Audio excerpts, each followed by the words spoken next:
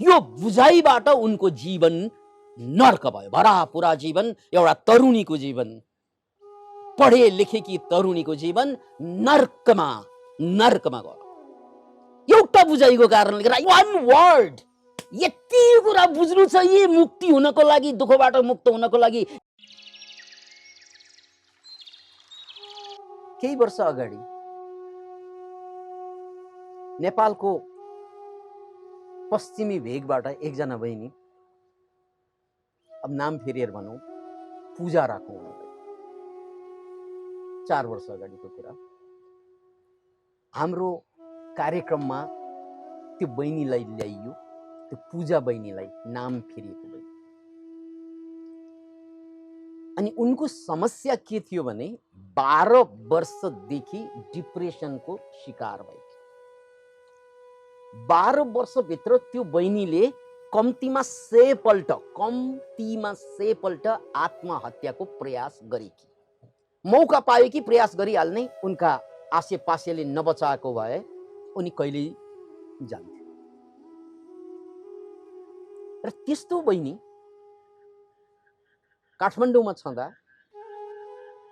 उनको मानसिक स्वास्थ्यको लागि हामी कहाँ पुर्याइयो उनकै आफन्तहरूले।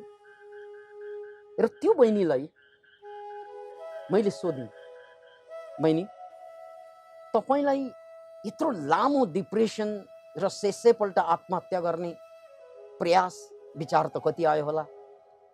कहिलेबाट भएको? कसरी भएको? कहिलेबाट भएको? पूजाले भने नि, मेरो बुवा बितेदेखि म डिप्रेसनमा गएँ।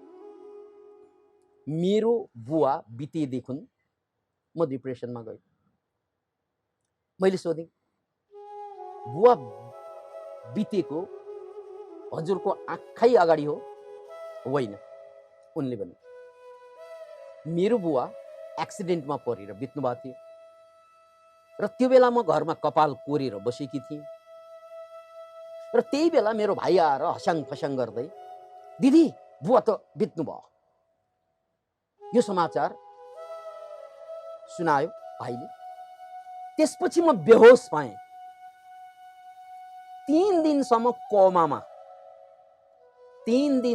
कोमामा, चौथो दिनमा होसमा आउँदा मेरा बाबाको शरीरलाई जलाइसकेको थियो र त्यसपछि म डिप्रेसनको शिकार भएँ। त्यसकारण म डिप्रेसन हुनु मेरो बाबा बितेको कारणले हो, उनको बुझाइ हो यो। याद राख्नुहोस्, पूजा बहिनीको बुझाइ हो यो। म डिप्रेसनको शिकार हुनुको कारण मेरो बाबा बितेको। किनभने मेरा बाबा बित्नु अगाडि म डिप्रेसनमा थिएँ। सबै ठिकै चलिरहेको थियो। तर मेरा बाबा एकाएक बित्नु भयो र त्यसपछि मेरो डिप्रेसन सुरु भयो। त्यसकारण म डिप्रेसन हुनु मेरो बाबा बित्नुसँग सम्बन्धित छ। यसलाई भनिन्छ अविद्या। याद राख्नुहोस्, यो अविद्या भनेको स्कुलमा नपढ्नु अविद्या होइन, कलेजमा पास नहुनु अविद्या होइन। जीवनको सत्य नबुझ्नु, जीवनको सच्चाई नबुझ्नु। के नबुझ्नु रे? सत्य नबुझ्नु अविद्या हो। Know the truth and truth will set you free. यो जिजसको वचनलाई फेरि दिमागभित्र प्लान्ट गर्नुहोस्। Know the truth, सत्यलाई जान, सत्यले तिमीलाई मुक्ति दिन्छ। कसले मुक्ति दिन्छ रे? कसले दिन्छ रे दुःखबाट मुक्ति? सत्यले दिन्छ। बुद्धले पनि यसलाई अविद्या भन्नुभयो र पतञ्जलिले पनि अविद्या शब्द नै प्रयोग गर्नुभएको छ। एकजना महिलाको बाबा बित्छन्, त्यसपछि बेहोस हुन्छन् उनी र होसमा आउँदा उनी डिप्रेसनको शिकार हुन्छन्। त्यसकारण उनले आफ्ना बाबा बित्नु नै आफ्नो डिप्रेसनको कारण बताइन्। हजुरहरू सबैलाई यही लागिरहेको होला, कुरा त साफै छ नि, सत्य नै छ नि कुरा त। बाबा बित्नु अगाडि उनी डिप्रेसनको शिकार भएको थिएन, बाबा बितिसकेपछि नै भएको हो। त्यसकारण बाबा बितेकै कारणले गर्दा एउटी छोरी डिप्रेसनको शिकार भएकै हो। यसमा अविद्या के छ? हो, अब उनको अविद्या हजुरको पनि त्यही अविद्या। बडो तर्क गर्छौं नि हामीहरू। यो अविद्या उनको मात्र होइन, हामी सबैको साझा अविद्या हो यो। त्यसकारण यहाँ एउटा पूजाको समस्या होइन, यहाँ पूजै पूजा पूजा पूजा पूजा पूजा पूजा पूजा पूजा पूजा पूजा पूजा पूजा पूजै पूजा, सानो पूजा ठुलो पूजा, काली पूजा गोरी पूजा, पूजै पूजा। हामी सबै प्रकारान्तरमा पूजा हौं जो डिप्रेसनको शिकार हो। किनकि हामी सबैको बुझाइ त्यही हो, सबैको बुझाइ। त्यसकारण कसैलाई यो दुनियाँमा डिप्रेसन, एङ्जाइटी डिसअर्डर या कुनै पनि मानसिक समस्या या कुनै पनि दुःख आयो भने पतञ्जलिले त्यसलाई अविद्या भन्नुभयो। मैले त्यसलाई सजिलो पार्नको लागि बुझाइ भने, गलत बुझाइ या अपुरो बुझाइ या अधुरो बुझाइ, नाम जे दिए पनि हुन्छ, गलत बुझाइ। के गलत छ यसमा सर? सुन्नुस्, च्याप्टर 2। मैले पूजालाई सोधेँ, पूजा बुवा बित्यो भन्ने समाचार तिम्रो कानभित्र छिर्नासाथ ड्याङ्ग लडेको हो या एकछिन विचार चलेको हो मनमा? सुन्नासाथ लडेको हो? होइन, सुनेर एकछिन त सोचियो। बस पूजा, तपाईले त्यो घडीमा एकछिन सोच्नु भएको थियो, त्यो के सोच्नु भयो पत्ता लगाउनुस्। खै थाहा छैन मलाई, 12 वर्ष बितिसक्यो, मैले सोचे जस्तो लाग्दैन। तर सुन्नासाथ बेहोस भएको चाहिँ होइन, यो चाहिँ याद छ। एकछिन अल्मलिए जस्तो भएको, एकछिन कन्फ्युजनमा गएको, एकछिन किङ कर्तव्य विमूढ भएको। के भएको रे? किङ कर्तव्य विमूढ, परप्लेक्स्ड भएको, स्टन्ड भएको। त्यो त हो, यति मात्रै मलाई याद छ। अब गहिरो सास तान्नुस्। मैले उनलाई रेट्रोस्पेक्सनको विधिमा लगेँ। यो नोट गर्नुस् यो शब्द, रेट्रोस्पेक्सन। रेट्रोस्पेक्सन त्यो भनेको पछाडि फर्केर निहाल्नुलाई रेट्रोस्पेक्सन भनिन्छ। पछाडि फर्केर जसरी प्लेब्याक गरेर मुभी हेर्छौं हामीहरू, त्यस्तै प्लेब्याक गरेर, जीवनलाई प्लेब्याक गरेर हेर्नुलाई यहाँ रेट्रोस्पेक्सन भनिन्छ। मैले पूजाजीलाई गहिरो गहिरो श्वास तान्न लगाएँ र त्यसपछि रेट्रोस्पेक्सन गर्न लगाएँ। त्यो भनेको 12 वर्ष अगाडि जहाँबाट डिप्रेसन सुरु भयो त्यहाँ फर्कनु, त्यो घर, त्यो बेलाको वातावरण, त्यो बेला तपाईले लाउनु भएको लुगा, त्यो बेला तपाई बस्नु भएको ठाउँ, सबै कुरालाई झलललललललललललललल आँखा अगाडि ल्याउनु, याद गर्नु। याद गरियो? याद गरियो। सबै कुरा झललल आँखा अगाडि ल्याइयो र त्यसपछि हसाङ फसाङ गर्दै आएको भाइलाई याद गर्नु। भाइले के लुगा लाउनु भएको छ, भाइको अनुहार कस्तो थियो, त्यसलाई याद गर्नु। याद गरियो? गरियो। अनि त्यसपछि भाइले दिदी बुवा त बित्नु भयो भन्नुभयो। त्यसपछि तपाईको मनमा जुन प्रतिक्रिया भयो त्यसलाई पनि याद गर्नुस्। त्यसलाई पनि गहिरो सास तान्नुस्। यदि याद आइरहेको छैन भने अझै अझै अझै त्यसपछि पूजालाई क्लिक भयो। म टुहुरो भएँ। अब मलाई दुनियाँमा माया गर्ने कोही छैन। म टुहुरो भएँ। अब मलाई माया गर्ने दुनियाँमा कोही छैन। म टुहुरो भएँ। मलाई दुनियाँमा माया गर्ने कोही छैन। बस मलाई याद आएको त्यति कुरा र त्यसपछि बेहोस भएँ। त्यसपछि बेहोस भएँ। पूजाजी बस अब रेट्रोस्पेक्सनबाट बाहिर आयो हुन्छ। आँखा खोल्नुस्। मैले उनलाई आँखा खोल्न लगाएँ। उनले आँखा पिलिक्क खोलिन्। अनि मैले सोधेँ, पूजाजी तपाईँ डङरङ्ग लड्नुको कारण, मूर्छा भएर, बेहोस भएर कोमामा जानुको कारण बुवा बितेर हो अथवा बुवा बितेको समाचार पाइसकेपछि तपाईको मनमा आएको कुरा कि म टुहुरो भएँ, अब मलाई माया गर्ने दुनियाँमा कोही छैन भन्ने यो विचारले तपाईलाई ढलाएको हो या बुवाको मृत्युले ढलाएको? भन्नुस् मलाई, भन्नुस् पूजाजी, गम्भीर भएर सोच्नुस्। तपाई त्यहाँ डाङरङ्ग लड्नु भयो, त्यो लड्नुको कारण बाउ मर्नु हो या तपाई भित्र पलाएको नकारात्मक विचार? अलमलिन पूजा।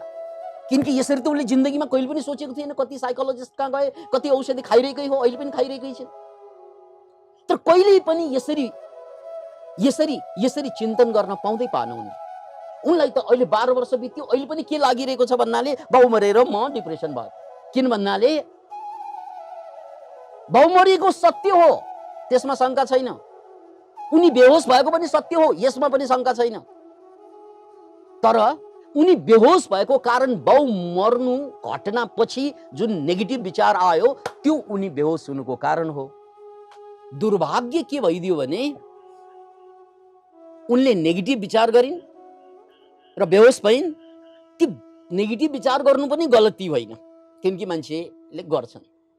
बेहोस हुनु उनको गल्ती भएन। अनि बेहोसबाट उठिसकेपछि म बेहोस हुनुको कारण त्यहाँ एउटा घटना बाउ मरेको छ, अर्को घटना नेगेटिभ विचार आएको छ। दुई घटना एक साथ घटेको छ, यसलाई याद राख्नुस्। दुई घटना एक साथ घटेका छन्, बाउ मर्ने घटना र चाहिँ उनले नेगेटिभ विचार गर्ने घटना साइमल्टेनियसली लगभग त्यही पिरियडमा घटेको छ। तर यो केटीले दुई घटनामा आफू डिप्रेसनमा जानुको कारण मेरो नेगेटिभ विचार भनेर बिर्सिन् अनि बाउ मरेकोसँग जोडिन्। बस सक्यो जिन्दगी। 12 वर्ष उनी नर्कमा बिताइन्। यानी मानसिक रूपमा डिप्रेसन भएर बाँच्नु, केटी हेर्दा हिरोइन जस्तो जिउ डाल त्यस्तै राम्री, तर 12 वर्ष उनी सेपल्ट आत्महत्याको प्रयास गर्दै रहिन्। Can you imagine? एउटा अविद्याको कारणले गर्दा, एउटा अविद्या के त बाउ मर्ने घटना र नेगेटिभ विचार आउने घटनालाई उनले एउटै ठानिन्। Can you imagine it? त्यसकारण अविद्या किन त भन्नाले उनले बाउ मर्नुलाई नै आफू डिप्रेसन भएको भनेर बुझ्नु, यो बुझाइबाट उनको जीवन नर्क भयो। भरापुरा जीवन, एउटा तरुणीको जीवन, पढे लेखेकी तरुणीको जीवन नर्कमा गयो। एउटा बुझाइको कारणले गर्दा वान वर्ड हेर्नुस्, एउटा शब्द, त्यहाँ धेरै ठुलो कुरा केही पनि थिएन। मलाई माया गर्ने दुनियाँमा कोही छैन, मेरो जिन्दगी बर्बाद भयो, म सिद्धिएँ। यस्तो विचार आउनु स्वाभाविक हो। तर यो विचारकै कारणले गर्दा उनी बेहोस भएको भनेर नबुझ्नु अविद्या हो। यो नेगेटिभ विचारले नै मलाई सिद्ध्यायो भन्ने नबुझ्नु अविद्या हो। उनले त म सिद्धिनुको कारण मेरो बाउको मृत्यु भन्ठाने। यही हो तपाईँ हामी सबै डिप्रेसन हुनु र डिप्रेसन हुने क्यूमा बसेकाहरूले यस्तै गल्ती गर्छ। आजसम्मको मान्छेको सबै दुःख यही अविद्याबाट सिर्जना हुन्छ। त्यसकारण छोराले भनेको एउटै कुरा मान्दैन, त्यसकारण म दुखी छु। हो, तपाईको छोराले एउटै कुरा नमानेको होला, यसमा शंका छैन। तर तपाईलाई दुखी बनाउने काम छोराले कुरा नमानेर हो कि अथवा छोराले कुरा नमानेपछि तपाईको मनभित्र चल्ने नकारात्मक विचार? छोराले कुरा मानिरहेछ छैन, श्रीमतीले कुरा मानिरहेछ छैन, श्रीमानले कुरा मानिरहेछ छैन, बुझिरहेको छैन, दाइ भाइले कुरा बङ्गाइरहेका छन्, बठ्याइ गरिरहेका छन्। यो त घटना जहिले पनि हुन्छ जीवनमा चारैतिर। र उनीहरूले कुरा बठ्याइ गर्छन्, उनीहरूले हेपाह प्रवृत्ति देखाउँछन्, उनीहरूले तपाईलाई शोषण गर्छन्, थिचोमिचो गर्छन्। त्यो त स्वाभाविक हो, यो प्रकृतिको नियम हो। बलियोले निर्बललाई कहिले कहाँ छोडेको छ र? सर्भाइभल अफ द फिटेस्ट, यो प्रकृतिको नियम हो। डार्विनले पत्ता लगाउनु भएको यो नियमलाई बुझ्नुस्। सर्भाइभल अफ द फिटेस्ट, जो फिट छ त्यो मात्रै संसारमा जोगिन्छ, जो अनफिट छ यो संसारबाट बिदा भएर जान्छ। Can imagine it? अनि मानव समाजमा के हुन्छ, ऊ संसारबाट बिदा त हुँदैनन्, संसारमा रहन्छन् तर नर्कको जिन्दगी बाँच्छ, जिउँदै नर्कको जिन्दगी, जिउँदै नर्क। धन छ तर नर्कमा, पढेको छ तर नर्कमा, उसको सारा जिन्दगी नै नारकीय बनिदिन्छन्। किन त भन्नाले एउटै कारणले, बुझाइ बुझाइ बुझाइ बुझाइ बुझाइ बुझाइ बुझाइ बुझाइ बुझाइ बुझाइ बुझाइ बुझाइ बुझाइ बुझाइ बुझाइ फिल्मी इफेक्ट दिएँ मैले। किनकि यो यति कुरा बुझ्यो भने जिन्दगी आज अहिले तुरन्तै ट्रान्सफर्मेसनमा जान्छ। यति कुरा, यति यति छुसी कुरा इत्तु छ। एउटा सानो कुरा यति भर बुझ्नु छ, जिन्दगी त्यही रहँदैन। यति घर बुझ्नु छ, मान्छे त्यही रहँदैन। मलाई बाउले गाली गरिरहेकोले म पीडित भएको हुँ, या बाउले गाली गरिसकेपछि ममा आउने नेगेटिभ विचार, बाउको नेगेटिभ विचार पनि छ त्यहाँ। श्रीमानले मलाई गाली गरिरहनु भएको छ, श्रीमानको नेगेटिभ विचार पनि ममा आइरहेको छ। तर श्रीमानको नेगेटिभ विचारले म पीडित भएको कि त्यसपछि मैले गर्ने मेरो मनमा उब्जिने नेगेटिभ विचारले मलाई पीडित पारेको छ। यहाँ दुई घटना एकैसाथ घट्छ, याद राख्नुहोस्, दुई घटना एकैसाथ घट्छ।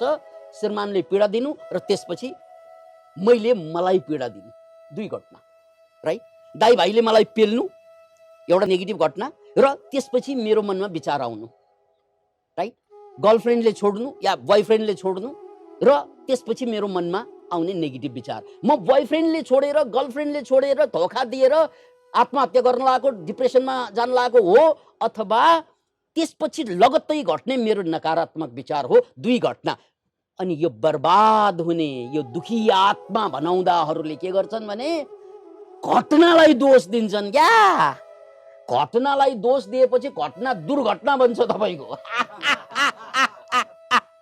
घटनालाई दोष दियो भने जिन्दगी दुर्घटनामा पर्छ। त्यसकारण घटनाले केही पनि फरक पार्छ पार्दैन, आफैले अहिले पत्ता लगाउनुस्। एउटा घटना घट्छ, त्यसपछि मनमा अर्को विचार चल्छ। यदि त्यो विचार नचलेको भए के हुन्थ्यो? पूजा चन्दले यदि म बेहोस त भएँ, तर म बेहोस हुनुको कारण बाउ मरेर चाहिँ होइन, मलाई नकारात्मक विचार आयो, म बेहोस भएँ भनेको भए ऊ कहिल्यै पनि डिप्रेसनको शिकार हुँदैन। किनकि म डिप्रेस किन भयो त भन्नाले बाउ मर्यो, बाउ त फर्किँदैन। नफर्किने कुरालाई दोष लाएपछि बाउ त एकपल्ट मर्छ, याद जिन्दगीभर आउँछ। अनि याद आयो कि ऊ पीडित, त्यसकारण बाउ मरेर होइन, नकारात्मक विचार आएकोले अब सकारात्मक गर्छु नि, सक्यो कुरा, गेम इज ओभर, खेल खत्म, खेल खत्म। यति कुरा बुझ्नु छ। यही मुक्ति हुनको लागि, दुःखबाट मुक्त हुनको लागि यही भनेको हो अविद्या, अविद्या, अविद्या।